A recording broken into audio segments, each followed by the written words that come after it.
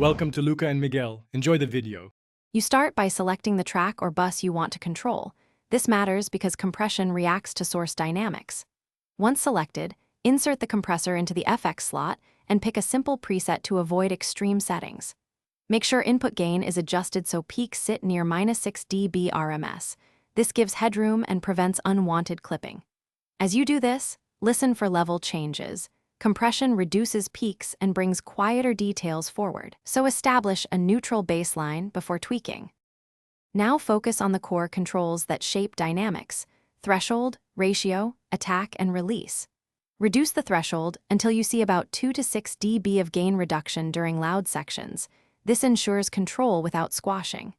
Select a ratio between 2 to 1 and 4 to 1 for musical transparency, or higher for rhythmic pumping.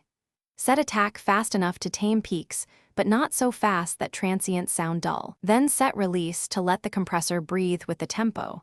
Make incremental change. After compression reduces peaks, apply makeup gain to bring the track back to desired loudness. Do this by ear and compare with bypass signal. If the kick or vocal needs space, enable sidechain input and set a fast attack with medium release to create tasteful ducking.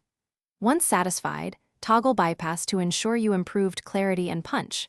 If problems arise, like pumping or distortion, undo heavy ratios, lower input gain, or lengthen attack. Then save a preset for consistent use across projects.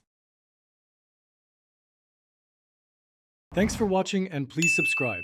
It's the best investment you'll ever make.